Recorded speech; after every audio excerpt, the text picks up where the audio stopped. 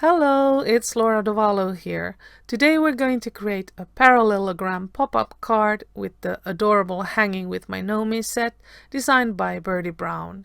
As you can see, the card is quite simple on the outside, featuring a piece of patterned paper from the wood grain Whimsy paperback and a cute house created with the gnome plays like home dynamics. The pop-up scene on the inside is a whole other story. There's color, texture, volume, and a bunch of cute characters and details. Okay, without further ado, let's get to it. First, I'm quickly going to show you how to make an easier but more limited version of a pop-up scene. Grab a folded piece of cardstock, scissors, and a bone folder and cut some parallel slits in the fold or gully of the card. Then push these pieces forward, close the card and rub it with the bone folder. Just like that, we've created 3 protruding elements to which we could adhere some critters or houses or whatever.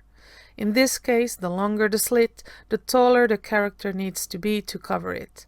Unfortunately, we've also created holes in our card base, which we would have to cover with a panel or another card base, preferably in the same color. We could avoid this if we grabbed a 7-inch long strip of cardstock and scored it at, for example, 1 inch, 3 inches, 4 and 6 inches. Then we could fold it into a rectangle and adhere it to our card base and critter. This method allows us much more control over the placement and size of each pop-up element. However, I'm going to use a third method, and instead of creating a full rectangle, I'll just focus on the height and length and add some strips for the adhesive. But we'll get back to that in a moment. First, let's start by doing some ink blending on the inside of our card base with MFT Blue Raspberry Premium Dye Ink and the Mini Cloud Edges stencil. We can use the same ink diluted with water to splatter our background and add some nice texture to it. Next, we can do the same with all of our grass elements. You can see the measurements on the screen, but they are also in the description box below. I use sour apple cardstock and 2 tones of premium dye ink, sour apple and gumdrop green. To cut the grassy edges, I use the dye from the PopUp Wiper Card Components Dynamics. Okay, unlike mine, your pop-up piece should already be inked. It is 2 1/8 of an inch wide, and we're going to score it at 3/8 of an inch, 3/4 and 1 3/4. Go ahead and flip it and repeat on the back. And now we can of course crease the folds and add double-sided tape to the narrow end pieces.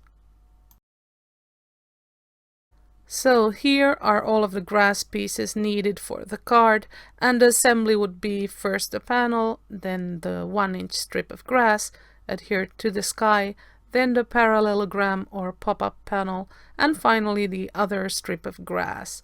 And we could actually cut the parallelogram and just use 2 or 3 pieces to hold the grass edge in place, but it looks neater and is more stable this way. Before adhering everything, let's stamp and emboss the chosen sentiment. I'm making a birthday card for a friend, so I chose this happy, wonderful birthday wishes from the same Hanging with My Gnomies stamp set. I've added double-sided tape to the panel and now I'm adhering it to the card base. Make sure that you don't cover the crease of the card base or it won't fold properly. And even though I was careful when measuring and cutting my elements, there's a little bit of the white showing, which I'll just cut with a craft knife.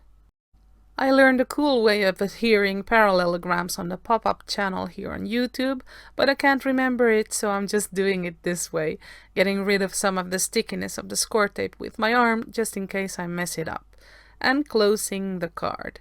It worked perfectly, so let's get rid of the release paper on the second tab, and now we can fold the piece in the middle, exposing the stickiness, and close the card once more. When done correctly, you should be able to open the card flat. And here's the side view of the piece. Now we can adhere the grass strips with liquid glue or double-sided tape. I prefer tape roller or score tape, but if you're unsure, it might be better to use some kind of slow-drying glue instead.